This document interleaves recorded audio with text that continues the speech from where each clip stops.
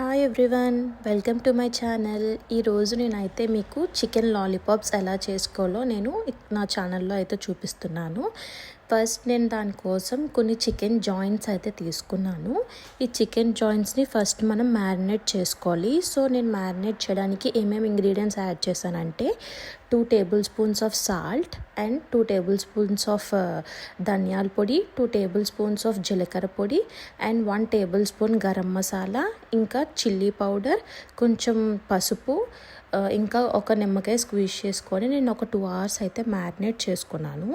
ఇప్పుడు మ్యారినేట్ చేసుకున్న చికెన్ ఏదైతే ఉంటుందో దాన్ని ఇప్పుడు మనం కళాయి పెట్టుకొని అందులో కొంచెం ఆయిల్ వేసుకొని దాంట్లోనే బిర్యానీ స్పైసెస్ ఉంటాయి కదా, లవంగం, చెక్క, దాల్చిన చెక్క అవన్నీ వేసుకొని అందులోనే ఎండుమిరపకాయలు కూడా యాడ్ చేసుకోవాలి. జనరల్గా అయితే మనం చికెన్ కర్రీస్లో గట్టా గ్రీన్ చిల్లీస్ యాడ్ చేసుకుంటాం, కానీ చికెన్ లాలీపాప్స్లో ఏంటంటే మనం ఈ రెడ్ చిల్లీ అంటే ఎండుమిరపకాయలు యాడ్ చేసుకుంటే టేస్ట్ చాలా బాగుంటుంది. ఒకసారి మీరు కూడా ఇంట్లో ట్రై చేయండి. అలాగే ఇందులో కొంచెం కరివేపాకు అయితే యాడ్ చేసుకున్నాను. కరివేపాకు కొంచెం యాడ్ చేసుకుంటే మనకి టేస్ట్ అనేది బాగుంటుంది, అంటే ఫ్రై అయిపోయాక కొంచెం క్రిస్పీగా క్రంచీగా తగులుతూ ఉంటుంది అన్నమాట. సో ఇందులోనే నేను ఇప్పుడు సన్నగా కట్ చేసుకున్న ఆనియన్స్ అయితే యాడ్ చేస్తున్నాను. ఆనియన్స్ కూడా ఇందులో ఎక్కువ వేసుకుంటే గ్రేవీ మనకి ఎక్కువ వస్తుంది, టేస్ట్ కూడా బాగుంటుంది అనమాట.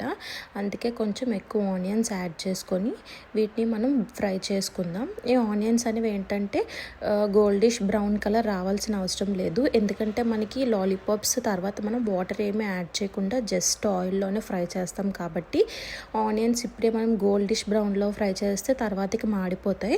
అందుకని ఇప్పుడు లైట్గా చూసారు కదా, ఇలా కొంచెం మగ్గిన తర్వాత ఇందులో నేనైతే ఇప్పుడు ఈ చికెన్ జాయింట్స్ ఏవైతే నేను మ్యారినేట్ చేసుకొని ఉంచుకున్నానో అది 1 by 1 యాడ్ చేస్తున్నాను అనమాట.